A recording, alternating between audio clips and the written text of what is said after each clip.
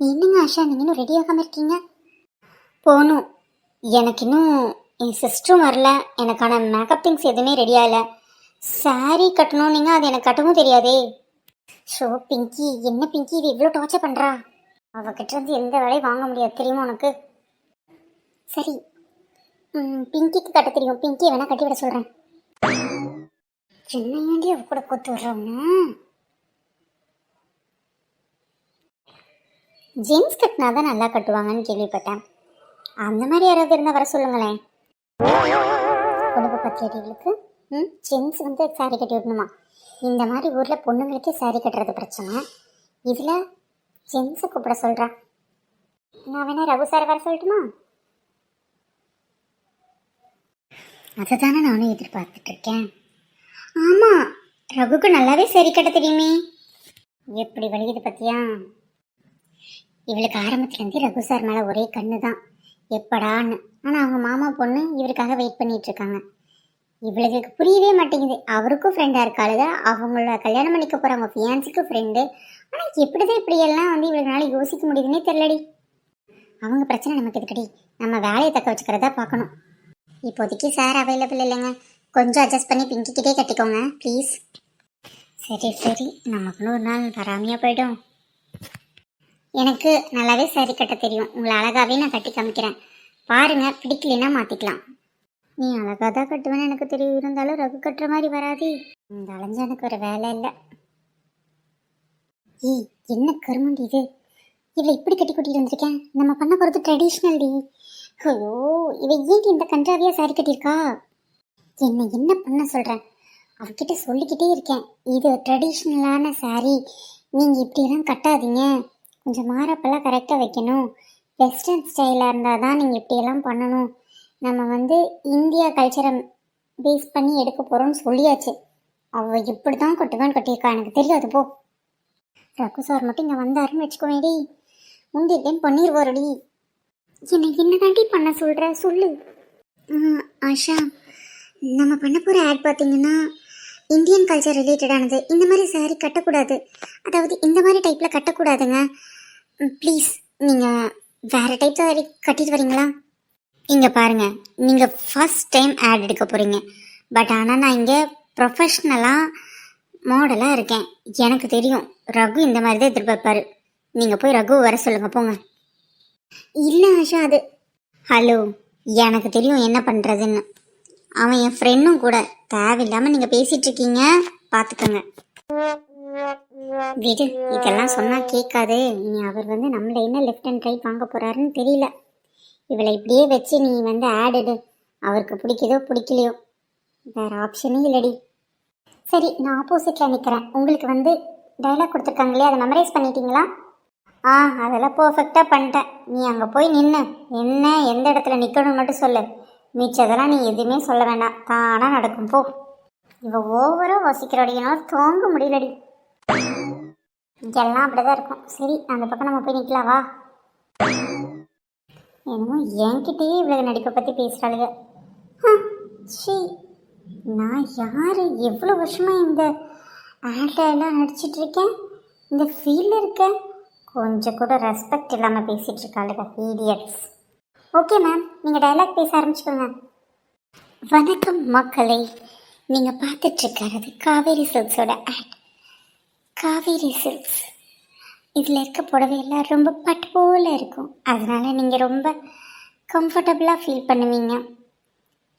இந்த புடவை எல்லாமே ரொம்ப ரொம்ப என்னை பெண்ணை உணர வைக்கிற புடவையாக இருக்குது. என்ன மாதிரி பொண்ணுங்களுக்கு ரொம்ப ரொம்ப பிடிச்ச புடவை தான் காவேரி சில்க்ஸில் இருக்கிற புடவை. ஒவ்வொன்றும் மக்களால் பார்த்து பார்த்து நெய்யப்படுது. மறக்காமல் எல்லாருமே இந்த புடவையை வாங்குங்க. இவகிட்ட நம்ம புடவையை தாண்டி விற்க சொல்கிறோம். இவ என்னடி இவ்வளோ கன்றாவியாக பேசிகிட்டு இருக்காச்சி. இது புடவை விற்கிற மாதிரி தெரியலடி. எனக்கும் அப்படி தாண்டி இருக்கும். என்ன ஆட் எடுக்கிறோன்னு எனக்கே மறந்து போயிடுச்சு. மேம் அப்படி இல்லை மேம், கொஞ்சம் பிரிஸ்காக பேசுங்க. இந்த மாதிரி கொஞ்சியெல்லாம் பேச வேண்டாம். ஸ்ட்ராங்காக வாய்ஸ் ரைஸ் பண்ணிவிட்டு கையெடுத்து கும்பிட்டு ஆரம்பிங்க மேம், ப்ளீஸ் மேம். ஓ, நீங்கள் அப்படி எதிர்பார்த்தீங்களா? சாரி நான் என்னமோ நினச்சிட்டேன். இப்போ கரெக்டாக பண்ணுறேன் பாருங்கள். வணக்கம். நீங்கள் பார்த்துட்டு இருக்கிறது காவேரி சில்க்ஸோட புடவை. இந்த புடவையை அணியும் போது தான் நான் பெண்மையே உணர்றேன். மறக்காமல் எல்லாரும் வந்து காவேரி சில்க்ஸில் பர்ச்சேஸ் பண்ணிட்டு போங்க. புரிஞ்சுதா? அப்போ தான் நீங்கள் பெண்ணை உணர முடியும். ஐயோ கடவுளே, இவளுக்கெல்லாம் யாரடி நடிக்கிறதுக்கு சொல்லி கொடுத்தாங்க? இப்படி கன்றாவே நடிக்கிறா. இவ பெரிய மாடல் அடி. ஒன்றும் பண்ணுறதுக்கு இல்லை போ. Madam cut madam. ஏன் மேடம் இப்படி பண்ணுறீங்க? ஐயோ மேடம் ப்ளீஸ் மேடம், கொஞ்சம் கோ த்ரூ பண்ணிவிட்டு நடிங்க மேடம். உங்களுக்காக கொஞ்சம் நேரம் நான் டைம் கூட கொடுக்குறேன் ப்ளீஸ். எஸ், நான் கொஞ்சம் பதட்டமாக இருக்கேன். எனக்கு ஒரு ஆப்பிள் ஜூஸ் சொல்லுங்கள். நான் கொஞ்சம் நேரம் கழித்து நடிக்கிறேன். ஓகே, எல்லாம் நேரம்டி. உண்மைதான் மேடம். நான் உங்ககிட்ட எதிர்பார்க்குறது இது இல்லை மேடம். ப்ளீஸ், இப்போ உங்களுக்கு ஆப்பிள் ஜூஸ் வந்துடும். பட் நான் எதிர்பார்க்குறது வந்து ரொம்ப பிரெஸ்காக பேசணும்னு தான் நினைக்கிறேன். ப்ளீஸ் எனக்காக ட்ரை பண்ணுங்கள் மேடம். ஓ கடவுளே, எனக்கு ஆப்பிள் ஜூஸ் குடிக்கிறக்க டைம் ஆச்சு. ப்ளீஸ் என்னை கொஞ்சம் ஃப்ரீயாக விடுங்க. ரகு கூட இவ்வளோ டிஸ்டர்ப் பண்ண மாட்டார், ஆனால் நீங்கள் ரொம்ப டிஸ்டர்ப் பண்ணுற.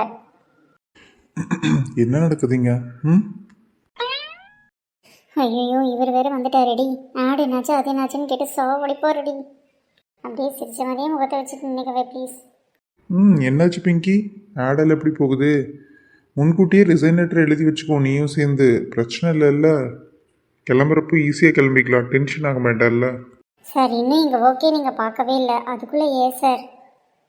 இன்னும் 1 hour தான் டைம் இருக்குது. சரி, இப்போ வரைக்கும் என்ன பண்ணியிருக்கீங்கன்னு பார்க்கலாம். அதுக்கப்புறம் 1 hour கழித்து நீங்கள் பண்ணாலும் பண்ணலினாலும் எனக்கு ஒன்றும் பிரச்சனை இல்லை. என்னை பொறுத்த வரைக்கும் நீங்கள் ரொம்ப டைம் வேஸ்ட் பண்ணுறீங்கன்னு நினைக்கிறேன். இப்போவே நீங்கள் முடியாதுன்னு சொல்லிட்டு கிளம்பிட்டே இருக்கலாம். சீக்கிரமாக வீட்டுக்காவது போகலாம். என்னடி இவரை இப்படி அவமானப்படுத்துகிற மாதிரி பேசிகிட்டு இருக்காரு? ஷோ, அவரை பற்றி உனக்கு தெரியும்ல.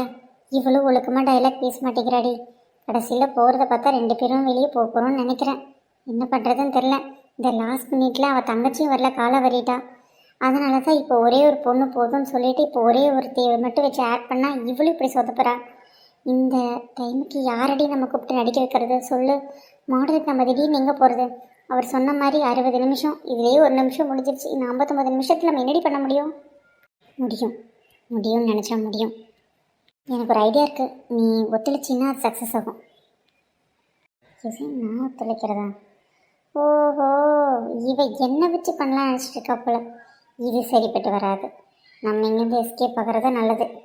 பிங்கி நீ சின்ன வயசில் நடிச்சிருக்கலடி, எனக்காக நடிடி ப்ளீஸ்டி. விளையாடுற நீ? என்னால் நடிக்க முடியாதுடி, எனக்கு நடிக்கவே வராதுடி ப்ளீஸ்டி. நீ டைலாக்கும் பேச வேண்டாம், ஒன்றும் பேச வேண்டாம். நான் ஒரு ஐடியா பண்ணிட்டேன். நீ மேக்கப் மட்டும் எனக்காக பண்ணிட்டு வந்துடு. அங்கே பாரு, உனக்காக ஒரு சாரீ உன் கலருக்கு ஏற்ற மாதிரி நான் எடுத்து வச்சுருக்கேன். மேக்கப்புக்கு கூட நான் வந்து ஹெல்ப் பண்ணுறேன்.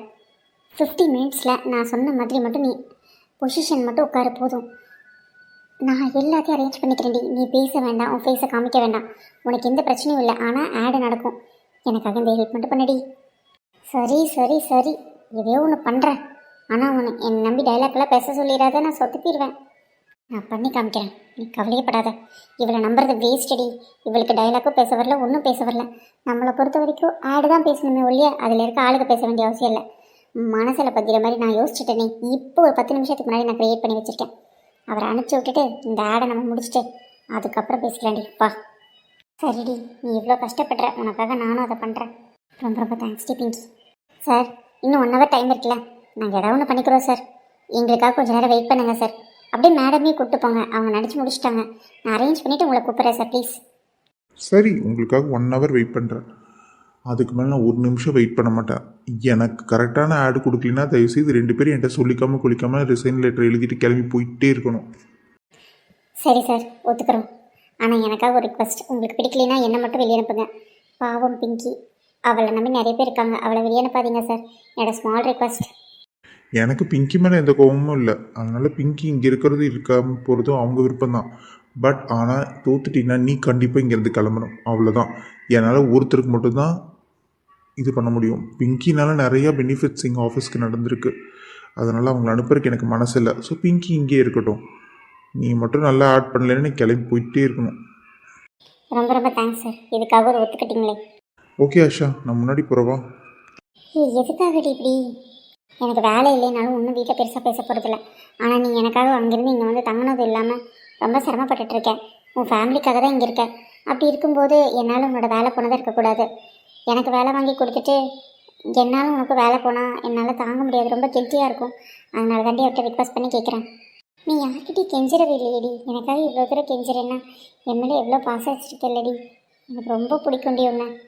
சரி வா, இவங்களை அனுப்பிச்சுட்டு நீ சொன்ன மாதிரி நான் உனக்காக எல்லாமே பண்ணித்தரேன். நீயும் எனக்காக இங்கேருந்து போகக்கூடாதுடி, நீ யாருன்னு ப்ரூவ் பண்ணு. நீ தான் ரொம்ப புத்திசாலி தானே, ப்ளீஸ் டி. என்னோட பெஸ்ட்டை கொடுக்குறேன். அவருக்கு பிடிக்கலைன்னா நான் என்ன பண்ண முடியும்? அவர் இருக்கிற மூட பார்த்தாலும் விளம்பரம் நல்லா இருந்தாலும் அவருக்கு பிடிக்காதுன்னு தான் தோணுது. சரி, என்னால் முடிஞ்ச வரைக்கும் நான் பண்ணி கொடுக்குறேன்டி. ஓகே, நான் போய் அவர் கூட கொஞ்சம் நேரம் டைம் ஸ்பெண்ட் பண்ணிட்டு வரேன். நீங்கள் அதுக்குள்ளே எல்லாத்தையும் ப்ரிப்பேர் பண்ணிட்டு என்னை கூப்பிட்டேன், ஓகேவா? ஓகே மேம், நீங்கள் போயிட்டு வாங்க, ரெஸ்ட் எடுங்க. என்ன மேடம் 1 hour கம்ப்ளீட் ஆயிடுச்சு. என்ன இவ்வளோ மணி நேரம் எனக்கு ரெஸ்ட் கொடுத்துட்டீங்க, என்னை ஆடை நடிக்கவும் கூப்பிடலையே. இவர் கொடுத்த டைமும் முடிஞ்சிருச்சு, என்ன தான் நினச்சிட்டு இருக்கீங்க? அதுவே போதுமா? என்ன ஹாப்பியாக இருக்கா? ஒருவேளை நல்லபடியாக ஆட் முடிச்சிட்டாலாம்.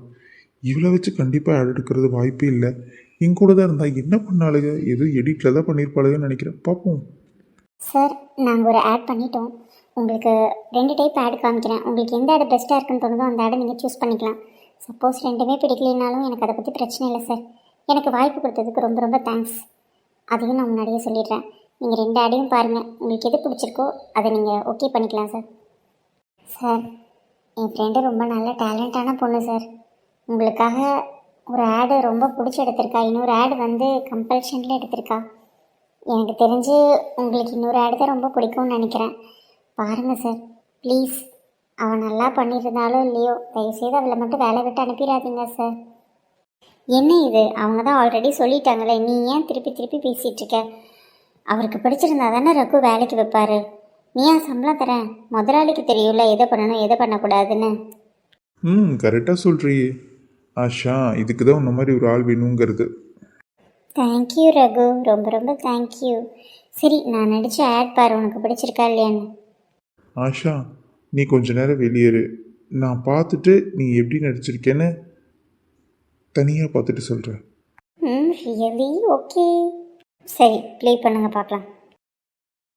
புடவை, இந்த புடவை அணியும் போது தான் நான் பெண்மையை உணர்றேன். மறக்காம எல்லாரும் வந்து பாவை பர்ச்சேஸ் பண்ணிட்டு போங்க. அப்பதான் நீங்க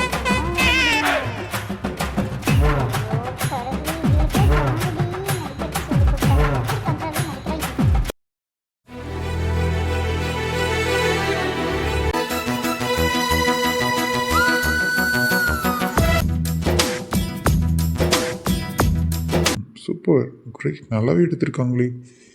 ஆனால் ஃபஸ்ட் எடுத்த ஆடை விட செகண்ட் எடுத்த மாடல் ரொம்ப நல்லா அழகாக இது பண்ணியிருக்காங்க. யாருன்னு கூட தெரில, க்யூரியாசிட்டியாக இருக்குது, நல்லா இருக்குது, நல்லா தான் பண்ணியிருக்கா. ஆனால் இந்த ஆஷா ஏன் இவ்வளோ கேவலமாக பேசியிருக்கா, இப்படி ஆடில் மொக்கையான மாடல் அடிச்சிருக்கான்னு தெரியல. சி. வெல்டன், ரொம்ப நல்லாவே ஆட் எடுத்திருக்கீங்க, எனக்கு ரொம்ப பிடிச்சிருக்கு. சார், உண்மையாக தான் சொல்கிறீங்களா? உண்மையாக உங்களுக்கு இந்த ஆட் பிடிச்சிருக்கா? நான் கண்டிப்பாக பிடிக்காதுன்னு நினச்சேன். நான் தான் சொன்னேன்ல, கண்டிப்பாக அவருக்கு பிடிக்கும்ண்ணா. நான் என்னமோ நினச்சேன், பட் நீங்களும் ஒரு புத்திசாலி நிரூபிச்சிருக்கீங்க. உங்களோட ஆட் ரொம்ப வித்தியாசமாக எனக்கு ரொம்ப பிடிச்சிருக்குங்க, ரொம்ப நல்லா இருக்கு. உண்மையாக நீங்கள் தான் சொல்கிறீங்களா சார்? பின்ன எனக்கு பதிலாக எங்கள் தாத்தா வந்து சொல்லுவாங்களா? அதாவது என்னென்னு பார்த்தீங்கன்னா, உங்கள் ஆட் ரொம்ப நல்லா இருக்கு. பட் ஆஷா வச்சு எடுத்த ஆடு இவ்வளோ மொக்கையாக வந்திருக்கு. ஆனால் இன்னொரு மாடல் வச்சு எடுத்திருக்கீங்களே, அந்த மாடலோட ஆடு வந்து அவங்க எதுவுமே பேசலினாலும் அவங்களோட பிஹேவியர், அவங்களோட உட்காந்துட்டு இருக்க பொசிஷன்ஸ், அவங்களோட செய்கை எல்லாமே வந்து பயங்கரமாக பேசுது. எனக்கு ரொம்ப பிடிச்சிருக்குங்க ஆட். அண்ணாக்கிட்டேயும் காமிச்சிட்டு கதிர்கிட்டையும் காமிச்சிட்டு ஓகேனா ப்ரொசீட் பண்ணிக்கலாம். ரொம்ப நல்லா தான் ஒர்க் பண்ணியிருக்கீங்க. எனக்கு இன்னும் நல்லா ஒர்க் பண்ணணும், சரியா? நீங்களும் இங்கேயும் வேலை விட்டு போக வேண்டாம். என்னை பொறுத்த வரைக்கும் நீங்களும் ரொம்ப நல்ல டேலண்டான ஆள் தான். ரொம்ப ரொம்ப தேங்க்ஸ் சார். நான் கூட உங்களுக்கு பிடிக்காதுன்னு நினச்சேன், அதனால தான் 2 டைப் ஆஃப் ஆட் எடுத்தேன். உங்களோட டேஸ்ட் என்னன்னு என்னால் ஐடென்டிஃபை பண்ண முடியல சார். பத்தாதைக்கு இவங்க ஆஷாவும் நான் சொன்ன மாதிரி நடிக்கவே மாட்டேங்கிறாங்க. அவங்கள வச்சு என்னால் ரொம்ப கஷ்டம் சார். நான் புது மாடலை வச்சு நீ எதாக இருந்தாலும் பண்ணிக்கிறேன் சார்.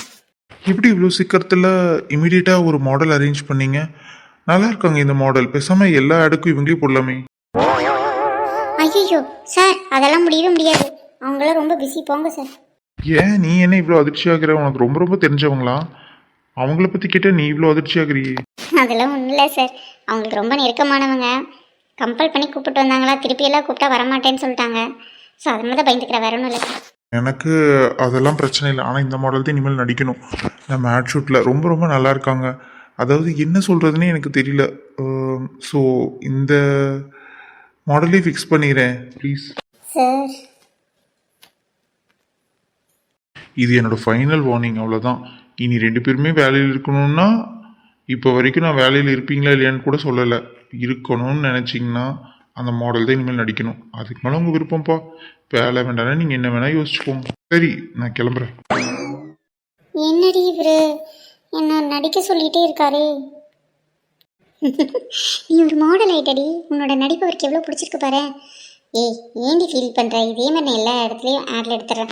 அவர்கிட்ட நான் சொல்லி புரிய வைக்கிறேன். அவர் புரிஞ்சுக்கலன்னா நீ தான் அந்த ஆடில் நடிச்சேன்னு சொல்லு. அவரே சரின்னு சொல்லி விட்டுருவாரு. போடி, எங்கள் வீட்டுக்கு தெரிஞ்சதுன்னா அவ்வளோதான். இவருக்கே நீ யாருன்னே தெரில. இது உங்கள் வீட்டில் இருக்கவங்க தான் கண்டுபிடிக்க போகிறாங்களா? போடி போடி, எனக்கே கஷ்டமாக இருக்குது. விட்டு பார்த்துக்கலாம். இப்போ இந்த ஆடு இவருக்கு பிடிச்சது. அதே மாதிரி வெற்றி சாருக்கும் கதிர் சாருக்கும் பிடிச்சிருச்சுன்னா நம்ம சக்ஸஸ் டி. இனிமேல் நம்மளுக்கு தனியாக ஆட் கொடுப்பாங்க. நம்ம 2 பேருமே பண்ணலாண்டி. புரியுதா இல்லையா உனக்கு? சரி சரி, எல்லாமே நல்லபடியாக நடந்தால் சந்தோஷம் தாண்டி. சரிங்க, வருங்கால சூப்பர் நம்பர் 1 மாடல். யாண்டி நீ வர கலாய்க்கிற? போடி.